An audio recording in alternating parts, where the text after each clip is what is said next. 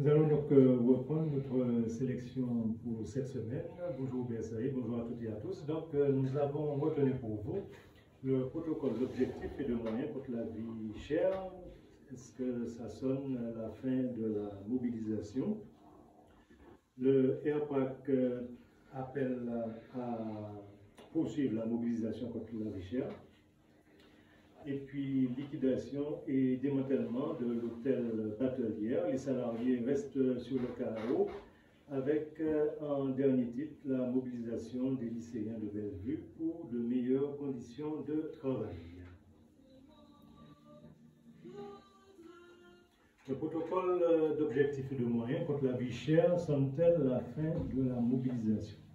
Après 6 tables rondes infructueuses, la 7e table ambitionnait d'être celle qui intégrait le feu de la contestation et des mobilisations. À l'issue de cette dernière, entre notamment le RPAC, la CTN, la préfecture, les représentants de la grande distribution et les transporteurs, un document nommé Protocole d'objectifs et de moyens contre la vie chère a été signé par les partis, à l'exception du RPAC qui a initié le mouvement.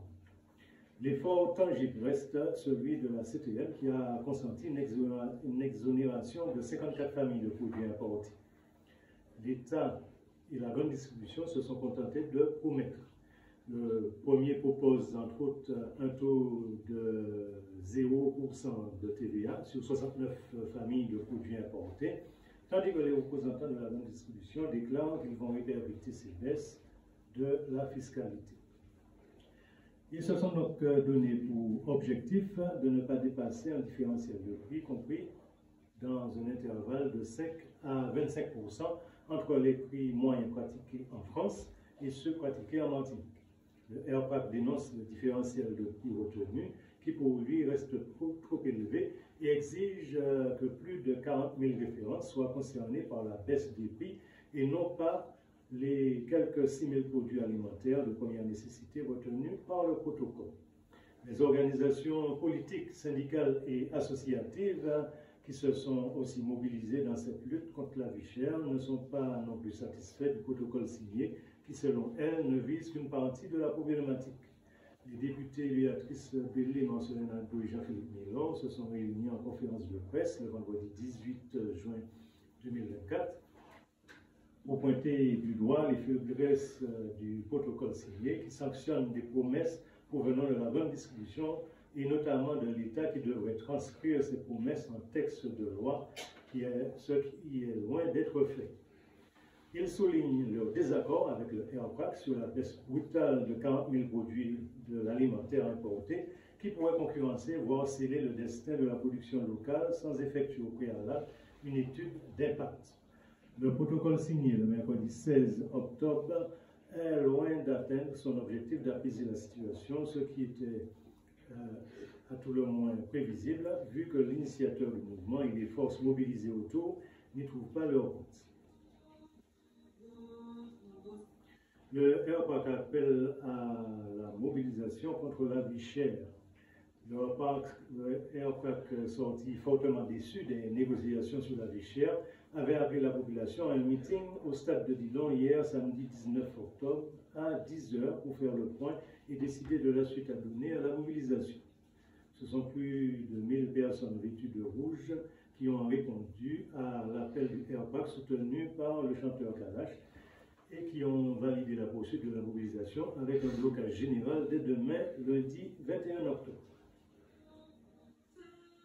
Quant à la conférence de presse du CNCP sur la situation politique, économique et sociale, elle a eu lieu donc lundi 14 octobre. À cette occasion, le CNCP a fait le point sur la situation et a formulé des propositions. Nous y reviendrons plus en détail dimanche prochain. Vraisemblablement, nous allons vous proposer l'enregistrement de cette conférence de presse. Liquidation et démantèlement de l'hôtel Batelière, les salariés restent sur le carreau. Le 6 août dernier, le tribunal mixte de commerce de Fort-de-France avait mis l'hôtel Batelière en redressement judiciaire pour la 3e fois de son histoire. Le tribunal avait accordé à la direction un délai d'un peu plus de 2 mois pour qu'elle lui présente un plan de consolidation financière et des garanties d'investissement. Les salariés qui se sont longtemps dévoués pour permettre que l'hôtel perdure jusqu'à ce jour étaient emplis d'espoir, d'autant plus qu'il s'était constitué en SCOP, une société coopérative et participative dont le capital social est détenu majoritairement par les salariés et qui se caractérise par une gouvernance démocratique. Chaque salarié ne détient qu'une voix et les décisions importantes sont prises par ceux qui y travaillent. Leur projet prévoyait un investissement de 12 millions d'euros, des travaux de rénovation effectués par tranche et une réouverture de l'hôtel au plus tôt. Ils avaient pour objectif de dynamiser l'hôtel avec à la clé la création de 15 emplois supplémentaires.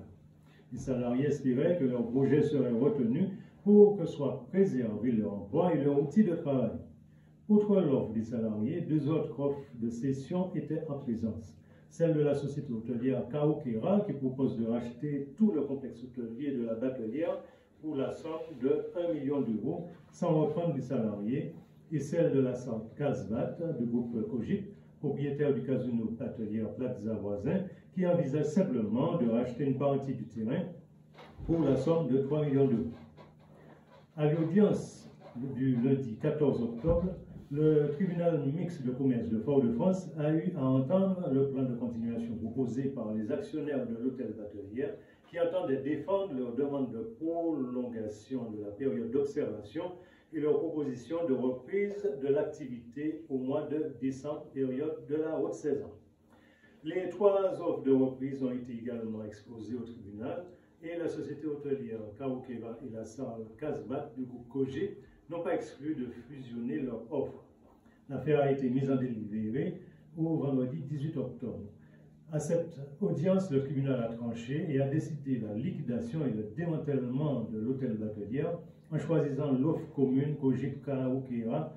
Cette décision met sous le carreau la totalité des salariés et condamne l'hôtel à la démolition. Pour les salariés, c'est l'incompréhension. Comment un hôtel et les terrains y attenants, estimés à 10 millions d'euros, peuvent-ils être cédés pour environ 5 millions d'euros? Les salariés, par la voix de leur conseil, ont annoncé leur intention de faire appel de la décision. Il en est de même du groupe Mon Plaisir qui n'accepte pas non plus la décision. Mobilisation des lycéens de Bellevue pour de meilleures conditions de travail. La mobilisation contre la vie chère a aussi des répercussions sur les établissements scolaires. Les personnels mis à disposition des établissements par la CTM, la collectivité territoriale de Martinique, pour assurer l'entretien et la cantine scolaire ne sont pas présents ou ne sont pas en nombre suffisant. Ceci, soit parce qu'ils sont empêchés d'atteindre leur poste, soit parce qu'ils participent eux-mêmes à la lutte. Prenant acte de la situation, la direction du lycée de Bellevue avait arrêté les cours en présentiel, invoquant les conditions sanitaires qui ne sont pas réunies. Par la suite, elle a demandé aux professeurs d'assurer les cours en distanciel via une connexion Internet. Pourtant, elle a décidé malgré tout de la reprise des cours en présentiel à la date du mardi 15 octobre afin d'accorder la priorité aux élèves les plus fragiles des caractères. Cependant, les élèves du lycée de Bellevue ne sont pas prêts à accepter cette situation qui affecte leurs apprentissages. Aussi, ce sont près d'une centaine d'entre eux qui sont montés au créneau le mercredi 16 octobre en érigeant des barrages à l'entrée de l'établissement. Les grévistes dénoncent les conditions d'insalubrité dans lesquelles ils évoluent et qui impactent leur santé, affection de la peau, allergènes, etc. De plus, ils pointent du doigt des problématiques rencontrées dans le cadre de la dispensation des cours en distanciel. Tout d'abord, ceux qui n'ont pas de connexion Internet ne peuvent pas avoir d'enseignement. Ensuite, ceux qui en ont une déplorent l'absence de cours dans certaines matières et la diffusion simultanée de certaines autres qui oblige à choisir entre l'un ou l'autre des cours ainsi diffusés. Devant ce tollé, la direction de l'établissement a décidé de reprendre le cours en distanciel.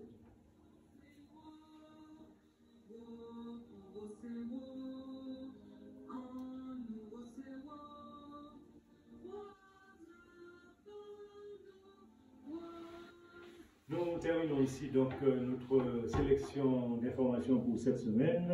Nous vous retrouvons la semaine prochaine, dimanche prochain exactement. Nous concluons donc cette page d'information par notre parole fondante. L'ignorance mène toujours à la servitude. Soyons donc informés en utilisant les médias alternatifs. Nous vous proposons un média qui est alternatif, c'est la Web TV de Jikambout, que vous pouvez atteindre en tapant le www.jcambouttv.com. À partir de ce site, vous pouvez télécharger le journal en ligne des comités populaires, journal en ligne est offert par le CNCP. Nous vous retrouvons donc à une prochaine occasion.